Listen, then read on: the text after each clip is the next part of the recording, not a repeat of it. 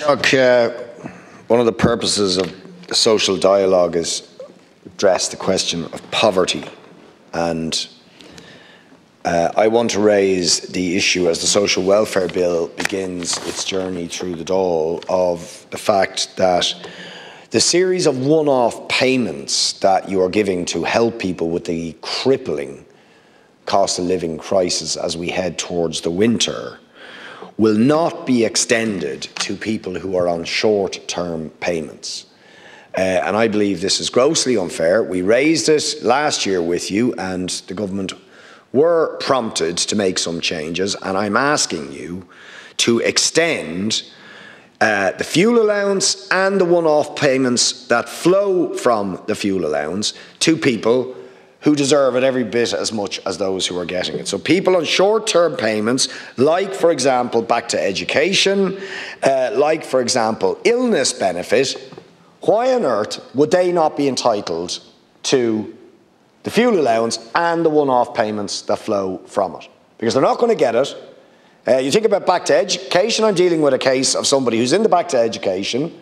Previously, they would have got fuel allowance. They're now going to back to education, a good thing, right, to try and upskill themselves, to contribute to work and our economy, but they're effectively being punished because they're not entitled to fuel allowance, they're not entitled to the one-off payments. But a whole wide range of people on those short-term payments are not getting them, and I would ask the Minister, or the Taoiseach, to address this in the Social Welfare Bill so people do get those one-off payments and the fuel allowance. Thank you, Deputy. On the one-off payments, I know Minister Humphreys will examine that. You have to have a cut-off point somewhere, but I know she's made some previous modifications in the past where one-off payments were extended to some smaller groups that weren't covered initially. So I know that's something she'll give consideration to.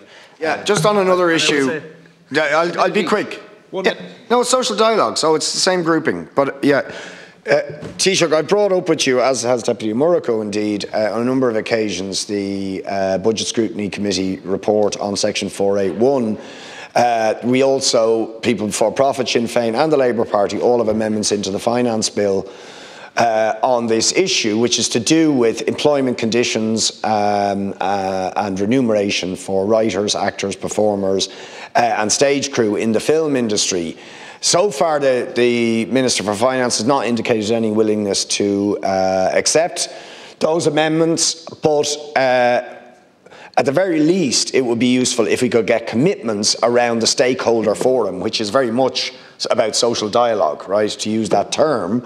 It is about real engagement between the government and the multiple government departments, and this is part of the problem. There's several government departments actually consulting in a serious way with all stakeholders about what workers in the industry say is then being robbed of the proper rights and remuneration they are entitled to in an industry that is very substantially funded by the taxpayer. Thank you, Deputy. Thanks, Deputy. I appreciate this issue has been raised a number of times in the Chamber. As I said before, I think the idea of a stakeholders forum is a good one. I can't see what harm would do, and it does exist in other industries, and I know Mr. Martin is giving some consideration to it at the moment.